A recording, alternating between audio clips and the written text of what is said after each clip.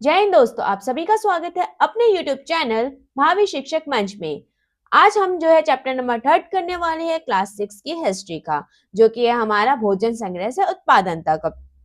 इससे पहले जो है मैंने चैप्टर नंबर 1 और चैप्टर नंबर 2 जो है वो कंप्लीट करवा दिए हैं, तो आप लोग जो है वो चैनल पे जाके जो है चैप्टर देख सकते हैं।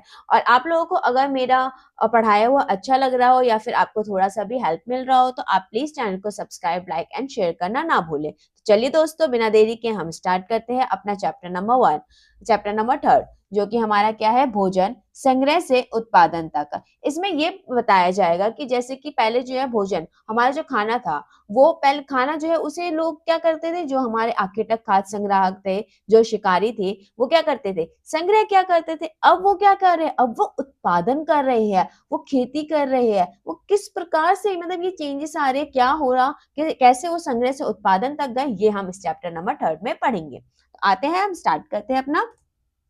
सबसे पहला, खेती और पशुपालन की शुरुआत। इसमें ये बताया गया कि कैसे ये जो है किसान बने, कैसे ये जो है पशुपालन बने। तो ये किस तरीके से पशुपालन और जो है किसान बने होंगे, तो इनमें मतलब चेंजेस आए होंगे, इन्होंने कुछ सोचा होगा। जैसे वनस्पति और पशुओं का भोजन जो है के रूप में इस्तेमाल किया होगा, किनको, वनस्पति, वनस्पति प्लस पशुओं को भोजन के रूप में इन लोगों ने पहले इस्तेमाल किया था, भोजन के रूप में इस्तेमाल। अब ये क्या कर रहे हैं, इसको जो है इस्तेमाल, अब ये देख रहे हैं कि कैसे डंठल से जो है बीज नीचे गिरता है, उसके बाद जो है वो पौधा बनता है, फिर पेड़ बनता है, फिर उसमें जो है हमारा जो है आपकी वेजिटेबल्स, फ्रूट्स, ये सब आते हैं। तो ये जो है इस चीज को ऑब्जर्व कर रहे थे, धीरे धीरे चेंजेस आ रहे थे, ऑब्जर्व किया जा रहा था। उसके बाद जो है ये क्या बने, ये खेती करना इन लोगों ने स्टार्ट कर दिया। पशुपालक कैसे बने, ये जो है क्या क्या करते थे, पहले तो पशुओं को ये मार के खा जाते थे, उसके बाद धीरे धीरे ना ये उनको पालना शुरू कर दिया इन लोगों ने। इन्होंने अपने घरों के पास क्या क्या, अपने ये जो घर है इसके पास इन्होंने चारा वगैरह रखना शुरू करे, ताकि पशु जो है वो क्या करे, वो आकर्षक हो और इधर की तरफ वो आए। और ऐसे ही हुआ, और उसके बाद इन लोगों ने इन्हें पालना शुरू कर दिया। तो ऐसे ही ये खेती करने लग गए और पशुपालन करने लग गए। आते हैं नेक्स्ट स्लाइड पे, बसने की प्रक्रिया। बसने की प्रक्रिया कब शुरू हुई, बसने की प्रक्रिया हमारी 12,000 साल पहले शुरू हुई। इससे पहले ये लोग मतलब घुमंतु थे, आप लोगों को पता होगा। इससे पहले ये क्या थे, घुमंतु लोग थे, एक जगह से दूसरी जगह घूमते रहते थे। मैंने आपको 4 कारण भी बताए थे। जैसे पानी सूख जाता था तो वो पानी की तलाश में दूसरी जगह चले जाया करते थे, या फिर जो उनके आसपास की वनस्पति होती थी या फिर पेड़-पौधे होते थे, जानवर होते, उनको मार के खा लेते थे। तो उसके बाद वहाँ पे कुछ बचा ही नहीं। अब भूख तो इनको लगेगी तो दूसरी जगह ये चले जाते थे फिर खाने की तलाश में।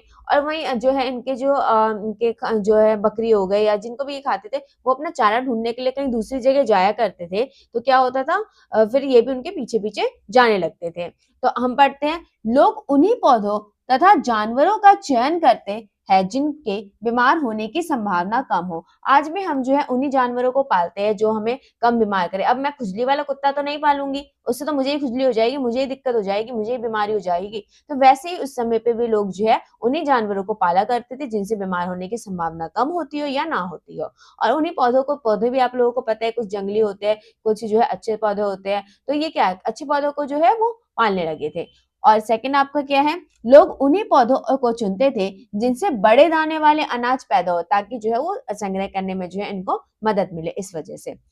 थर्ड है आपका, उन्हीं जानवरों को आगे प्रजनन के लिए चुना जाता था जो आमतौर पर अहिंसक हो। अब आप ही बताइए, कोई हिंसक जानवर को पालेगा, उसका प्रजनन करे, कैसे कर पाएगा, वो नहीं कर पाएगा। वो हिंसक जानवर तो उस जो मानव है उसको खा जाएगा। कोई शेर को पालने लग जाएगा तो उसी को तो खाने लगेगा। तो ये क्या करते थे, उन्हीं को पाला करते थे जो अहिंसक हो। तो ये आप लोगों को, ये जो बहुत ही ऑब्वियस पॉइंट है, आप लोगों को इजिली याद होंगे क्योंकि ये हम लोगों से रिलेटेड है। आज के टाइम पे जो चीजें थी वही सेम टाइम पे उस टाइम पे भी ये चीजें थी। तो ये क्वेश्चन आपसे पूछा जाता है, तो याद रखिएगा। नेक्स्ट, सबसे पहले जो है किस जानवर को पालतू बनाया गया था, आप लोग मुझे बताइए। अब यहाँ पे कितना प्यारा सा मैंने डॉग लगाई, डॉग की पिक्चर लगाई है। तो आप लोग ये भूल ही नहीं सकते कि सबसे पहले जो है डॉग के पूर्वज को जो है जानवर, जो डॉग के जो पूर्वज था उसको जो है सबसे पहला पालतू जानवर बनाया गया था। और सबसे प्राचीन फसल कौन कौन सी थी, दो थी हमारी, पहली गेहूं और जौ, ये दोनों ही थी। गेहूं एंड जौ, पहली दूसरी कुछ नहीं है इसमें। गेहूं और जौ जो है वो आपकी सबसे प्राचीन फसल थी। आप लोगों को याद रखना है, सबसे पहले पालतू बनाया गया जानवर कौन सा था? डॉग। कौन था? डॉग का पूर्वज। और सबसे पहले प्राचीन फसल जो है, सबसे प्राचीन गेहूं एंड जौ। यहाँ पे मैंने पिक्चर्स लगाई है, आप लोगों को अच्छे से याद रहेगी। नेक्स्ट, जंगली जानवरों की तुलना में पालतू जानवरों के दांत और सींग बड़े होते थे। ये तो ऑब्वियस सी बात है, अभी भी आप देखेंगे कोई जंगली जानवर है, उसके सींग आप देखना बहुत बड़े बड़े होंगे, और पालतू जानवरों के जो है सींग छोटे छोटे होते हैं। और जो दांतों में भी सेम यही चीज होती है। यहाँ पे आप देखेंगे सुअर के दांत यहाँ पे दिया गया है, ये जंगली सुअर के दांत है। किसके दांत है ये? जंगली सुअर, और ये पालतू सुअर। आप इमेज में देख सकते हैं, पालतू सुअर के दांत छोटे हैं और जंगली सुअर के दांत जो है वो बड़े हैं। अभी भी आप देखेंगे जो हमारे पालतू कुत्ता होता है और एक हमारा जंगली कुत्ता होता है, तो इसके जो जंगली कुत्ता है उसके जो है दांत बहुत बड़े बड़े होते हैं, बड़ा भयानक सा होता है, देखने में भी आपको डर लग जाएगा कि यह है, क्या है ये। और वहीं पे जो है आप पालतू जानवरों को देखेंगे, बड़े प्यार प्यार से होते हैं, बहुत क्यूट क्यूट से होते हैं जो कुत्ते होते हैं। आप यहाँ पे देखिए, पालतू कुत्ता है ये जो है क्या है? जंगली थोड़ी है, पालतू है, इसके दांत छोटे छोटे से होंगे एकदम। ये आपको याद रखनी है दोनों पॉइंट्स। अनाज और हड्डियां और पुरास्थल, कौन से पुरास्थल से हमें कौन से अनाज मिले हैं, कौन सी हड्डियां मिली है, ये आपको याद रखनी है। मेहरगढ़ काफी बहुत इंपॉर्टेंट स्थल है, जो कि हमारा बोलंदर है, पाकिस्तान के बलूचिस्तान प्रांत में है। यहाँ से आपको सबसे सर्वप्रथम जो है गेहूं और जौ के जो है साक्ष्य आपको मिले थे। भेड़, बकरी, मवेशी भी यहाँ पे आपको मिले, ये इंपॉर्टेंट है, याद रखना है। कोल्डी हवा से आप लोगों को चावल के साक्ष्य मिले हैं और जानवरों की हड्डियों के टुकड़े मिले हैं, तो चावल आपको याद रखना है। महागढ़ा से आपको चावल और मवेशी मिले हैं। गेहूं और दलहन आपको गुफकराल, जो कि कश्मीर में है, वहां से आपको देखने को मिलते हैं। गेहूं और दलहन आपको कश्मीर के बुझोम से भी मिलते हैं। बुझोम काफी इंपॉर्टेंट स्थल है, यहाँ से आपको गर्तावास मिले हैं। गर्तावास आपको मैं आगे बताऊंगी। गेहूं, हरे चने, जौ, भैंस, बैल, चिरान से आपको देखने को मिले हैं। ज्वार, बाजरा, मवेशी, भेड़, बकरी, सुअर, हल्लूर, जो कि हमारे आंध्र प्रदेश में है, वहां आपको देखने को मिलता है। काला चना, ज्वार, बाजरा, मवेशी, भेड़ और सुअर, पेयमपल्ली, आंध्र प्रदेश, ये हमारा तमिलनाडु आंध्र प्रदेश के बॉर्डर पे है। स्थायी जीवन की ओर, पहले लोग स्थायी जीवन तो नहीं जीते थे, वो तो घुमाते थे, एक जगह से दूसरी जगह जाया करते थे। अब क्या है, ये स्थायी जीवन जीने लग गए। कैसे जीने लग गए वो हम देखते हैं। पहला पॉइंट क्या बोल रहे हैं? बहुत सारी जगहों से पत्थरों और औजार भी मिले। स्थायी जीवन आप लोगों को नवपाषाण काल में देखने को मिलता है। नवपाषाण काल, तो यहाँ पे जो है नवपाषाण काल में क्या हो गया, बहुत सारे ऐसे औजार मिलने लगे जो कि पुरापाषाण काल से जो है भिन्न थे, क्योंकि इन पे पॉलिश चढ़ाई गई थी, इनका जो धार थी वो अधिक पैना किया जाता था, इसलिए। आप पॉइंट में पढ़ती हूँ, बहुत सारी जगहों से पत्थरों के औजार भी मिले हैं। इनमें से कई ऐसे जो पुरापाषाण युगीन उपकरणों से भिन्न थे, इसलिए इन्हें नवपाषाण युग का माना गया था। क्यों? क्योंकि ये जो है पुरापाषाण से भिन्न थे, इस वजह से। और इसमें जो है, इसमें आधार को अधिक पेना किया जाता था और पॉलिश चढ़ाई जाती थी। ये दोनों पॉइंट आपके क्लियर हो गए होंगे, मैं 2 बार बता चुकी हूँ। नवपाषाण युग के पुरास्थलों से कई बर्तन अलंकरण मिले हैं, मतलब अलंकरण मतलब चित्र वगैरह उस पे किए गए मिले हैं। चावल, गेहूं, दलहन जैसे अनाज अब आहार का महत्वपूर्ण हिस्सा बन गए। आपको मैंने पीछे ही बताया कहाँ कहाँ से मिलता है, महागढ़ से आपको दलहन, गेहूं ये सब मिले हैं, तो ये जो है हमारे मुख्य आहार का हिस्सा बन चुके हैं। लोग कपड़े भी बुनने लगे थे। कहाँ वो लोग शिकार करते थे, कहाँ वो अब कपड़े बुनने पे आ गए नवपाषाण काल में।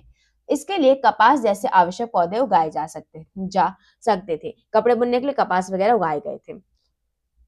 ओखली और मूसल, ये आप लोगों को पता होगा। ओखली का यूज जो है हम आज भी करते हैं, आज भी हम इसका यूज करते हैं। हम जो है अदरक, लहसुन ये पेस्ट बनाने के लिए हम ओखली का यूज करते हैं, या कोई भी वनस्पति अनाज को जो है पीसने के लिए यूज किया जाता है। उस समय में भी है जो है ओखली और मूसल का प्रयोग किया जाता था, अनाज, वनस्पति, अन्य चीजों को पीसने के लिए किया जाता था। कुछ औजार जो है हड्डियों के भी आप लोगों को मिलते हैं। ओखली का यूज आज से नहीं हो रहा है, बहुत लाखों वर्ष से हो रहा है, और आज भी हम लोग इसका यूज करते हैं। Next slide. बुरझोम, बुरझोम से आप लोग, बुरझोम कश्मीर में है, जो कि यहाँ से हमें क्या मिला है, गर्तावास हमें देखने को मिलता है। बुरझोम से हमें क्या मिला है, गर्तावास। गर्तावास का अर्थ ये होता है कि गड्ढे के अंदर जो घर बनाए गए थे उनको कहते थे। यहाँ पे आप देख सकते हैं गड्ढे के अंदर घर बनाया गया है, यहाँ सीढ़ी बनाई गई है उतरने चढ़ने के लिए। आग के साक्ष्य आपको अंदर भी मिलते हैं, आग के साक्ष्य आपको अंदर भी मिलते हैं, बाहर भी मिलते हैं। क्यों मिलते हैं?